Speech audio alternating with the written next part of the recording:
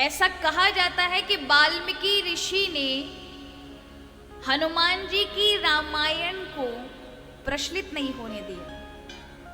कथा ऐसी आती है कि एक बार वाल्मीकि ऋषि रामायण की रचना कर रहे थे, और वो भी कब, जब नारद जी ने आकर बताया। वाल्मीकि ऋषि के हृदय के अंतर में रामायण विराजमान थी, पर लोगों के कल्याण के लिए आने के लिए नारद जी प्रेरणा बने। नारद जी ने मंत्र दीक्षा दी और बताया राम भगवान के निमित्त लिखो। तो भगवान श्री राम के लिए रामायण जब लिखी गई, उसी समय त्रेता युग की लीला में भगवान श्री मर्यादा पुरुषोत्तम भगवान श्री राम लीला कर रहे थे। तो श्री हनुमंत लाल, उन्होंने अपने हाथों से पत्थरों पर अपने नाखून से, नख से बड़े बड़े सुंदर सुंदर भगवान की लीलाओं के द्वारा श्लोक लिखे। यानी पूरी एक तरह से पूरे पर्वतों के पर्वत पर भगवान की रामकथा लिख दी। और उसी समय वाल्मीकि ऋषि अपनी राम कथा को ले जाकर के ब्रह्मा जी के पास जा रहे थे कि ब्रह्मा जी आशीर्वाद दें, अगर उन्होंने स्पर्श कर दिया तो पूरे जनमानस ही नहीं अपितु देव, गंधर्व, यक्ष, मनुष्य, ऋषि सब में प्रचलित हो जाएगी, हमारा नाम हो जाएगा। लेकिन जब रास्ते से निकलते हैं पर्वतों के बीच से, तो देखते हैं वहां पर हनुमान जी कुछ लिख रहे हैं। हनुमान जी को लिखते हुए देखा तो पास में आते हैं। क्या लिख रहे हो हनुमंत लाल तुम? बोले आप कहाँ जा रहे हैं? मैं ब्रह्मा जी के पास जा रहा हूँ अपनी राम कथा को लेकर के, क्योंकि मैंने रामायण जो लिखी है उसका किसी श्रेष्ठ, और ब्रह्मा जी से श्रेष्ठ कौन है? जिन्होंने सृष्टि की रचना की है। मुझे उन्हीं के समक्ष चलना चाहिए, उनको स्पर्श कराना चाहिए, जिससे मेरी प्रसिद्धि हो, रामायण की प्रसिद्धि हो। हनुमान जी ने कहा आप तो बहुत बड़े ऋषि हैं, साक्षात ब्रह्म स्वरूप हैं, आपको तो बहुत अच्छा पता है कि कहाँ त्रुटि है और कहाँ सही है। तो मेरी रामायण जो है ये पर्वतों पे लिखी हुई है, इनको देख लो। वाल्मीकि ऋषि जैसे ही देखने जाते हैं और वाल्मीकि ऋषि ने हनुमान जी की रामायण को पढ़ा, उन्हें अपनी रामायण कहीं से कहीं तक नहीं लगी। उन्हें लगा मैंने जो लिखा है उसका कोई मतलब नहीं है, क्योंकि हनुमान जी ने तो महाराज आंखों से देखी चीजें लिखी हैं। इनकी रामकथा तो प्रचलित हो जाएगी। मुंह लटक गया वाल्मीकि ऋषि का। हनुमान जी कहते हैं आप ऐसे दुखी क्यों हो गए? क्या मेरी रामायण में कोई त्रुटि है? बोले नहीं हनुमंत लाल, आपकी रामायण मेरे से भी अत्यंत सुंदर है, मनमोहक है, भक्तों के मन को आकर्षित कर लेगी। पर मैंने जो अब रचना करी है ये व्यर्थ चली गई, इसका क्या करूं? हनुमान जी ने कहा आप चाहते क्या हैं? बोले अगर आप सच्चे भक्त हैं भगवान के तो मुझे सिर्फ इतना ही दे दीजिए, मेरी रामायण श्रेष्ठ मानी जाए, इसलिए आप एक वचन दीजिए, ये सारे पर्वत आपको समुद्र में फेंक देने चाहिए। हनुमान जी क्या कहते हैं?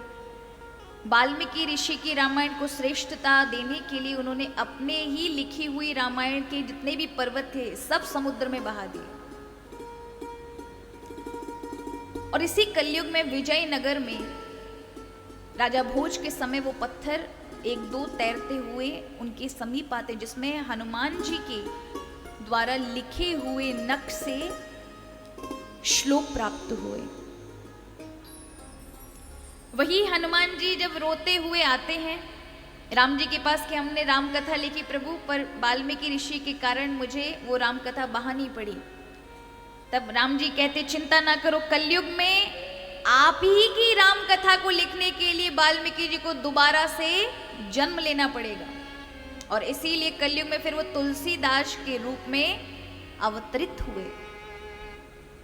और फिर हनुमान जी की जो रामायण थी ना, उन्होंने यहाँ पर लिखी, ऐसा संत महात्मा कहते हैं।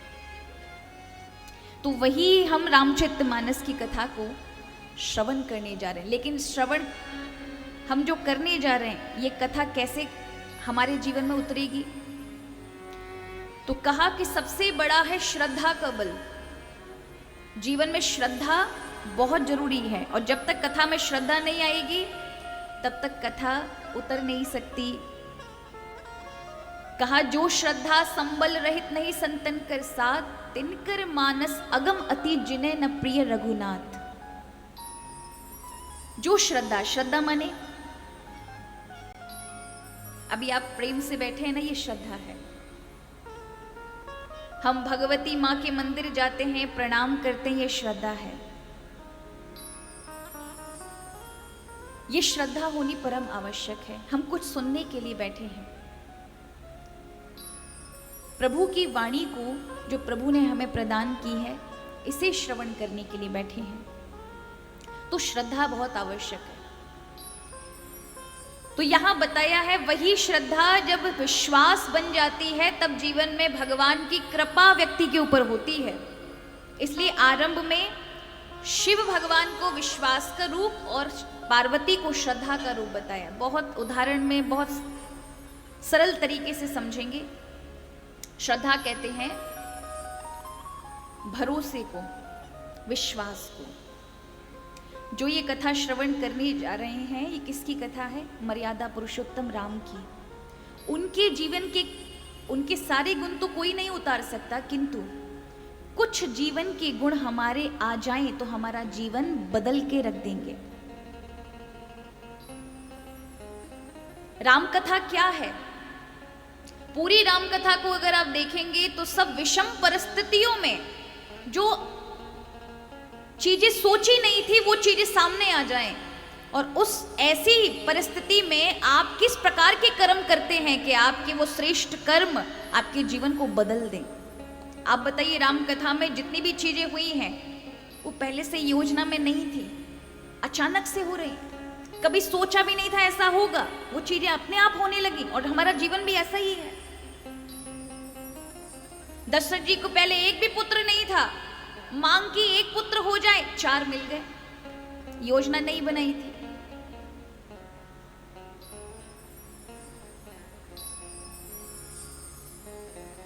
थोड़े बचपन में बड़े हुए, विश्वामित्र जी लेने आ गए। सोचा बच्चे बड़े होंगे तब कहीं ना कहीं ग्रह इत्यादि देखेंगे, विवाह करेंगे, तो पहले से धनुष तोड़ दिया महाराज। दूल्हा पहले मिथिला जाकर चले गए, विराजमान हो गए। पीछे से बारात आती है, अभी विवाह करके ही आए थे, योजना बनाई, युवराज पद पर बिठाते राम जी को, पर किसी को नहीं पता था कि अगले दिन 14 वर्ष का वनवास लगेगा। वन में भी अपनी पत्नी के साथ हैं, सोचा वन में 14 वर्ष काट लेंगे, लेकिन उसमें भी मां भगवती का अपहरण कर लिया रावण ने। तो अब आप बताइए, ये जितनी भी परिस्थिति हो रही है, क्या पहले से ये सब योजना बनाई गई थी कि ऐसा होगा? सोचा कुछ और था, मिल कुछ और रहा है। हम सबका जीवन भी ऐसा ही चलता है।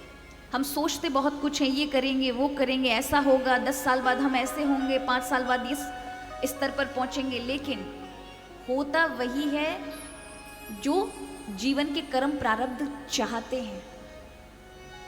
अब परिस्थिति चाहे आपने अच्छी चाही, लेकिन मिल गई गलत, मिल गए दुख के समय, ऐसे में क्या करेंगे? आपके श्रेष्ठ कर्म ही आपके जीवन को बदल कर रखेंगे। इसलिए यहाँ रामायण का मतलब ही यही है कि कैसी भी परिस्थिति हो, कैसी भी सिचुएशन है आपके जीवन में, उस समय आप अपना कर्म कैसे कर रहे हैं, श्रेष्ठ कर्म कैसे कर रहे हैं, अपने आप को धैर्य में कैसे धारण कर रखा है। नहीं, कई लोगों का तो जीवन महाराज दुख की घड़ी देखते ही रोते रोते निकल जाता है। वर्तमान में करना क्या, इस पे ध्यान नहीं जाता। हम कैसे कार्य करें जिससे हमारा जीवन बदल जाए, और जो परिस्थिति आई है उसे आप बदल नहीं सकते, इसलिए स्वीकार कर लीजिए, इसी में ही अपने को आगे बढ़ना है। ये राम कथा बताती है। तो श्रद्धा मां पार्वती है, विश्वास भगवान शिव है। श्रद्धा किसे कहते हैं? ऐसे समझें, एक जगह पर एक व्यक्ति खेल दिखाने का काम करता था। तो वो क्या करता था, 10 मंजिल की 2 बड़ी बड़ी इमारतें किराए पे लेता था। बीच में सड़क हुआ करती थी और इस ओर भी एक 10 मंजिला बिल्डिंग थी, इस ओर भी 10 मंजिला बिल्डिंग थी और बीच में सड़क। उन दो बिल्डिंग्स को जो आमने सामने होती थी उनको वो किराए पे लेता था। क्या करता था? खेल दिखाने के लिए अपने जीवन को दांव पे लगाता था। 10वीं मंजिल के ऊपर रस्सी बांधता था इधर वाली इमारत पर। सब लोग खड़े हो जाते थे, नीचे से देखते थे अब क्या करेगा क्या करेगा।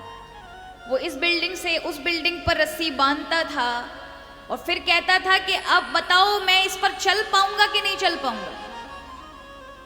सब लोग हक्के बक्के रह जाते थे, गाड़ी रुक जाती थी, ट्रैफिक लग जाता था, जाम लग जाता था। सब लोग देखते थे क्या होगा, इतनी ऊंचाई पर बिना किसी सहारे के ये अकेले रस्सी पे जाएगा।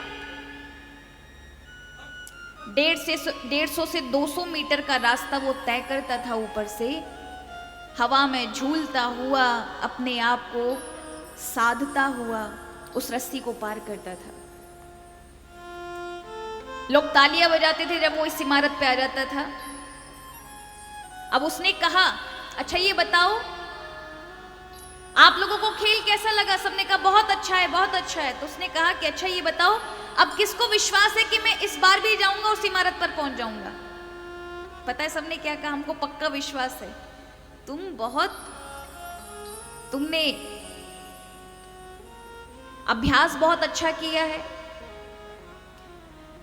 तुम्हें काफी अनुभव है, तुम पहुंच जाओगे। क्योंकि अभी भी हमने देखा असंभव काम तुमने संभव कर दिया, इस रस्सी से तुम इस इमारत पर आ गए।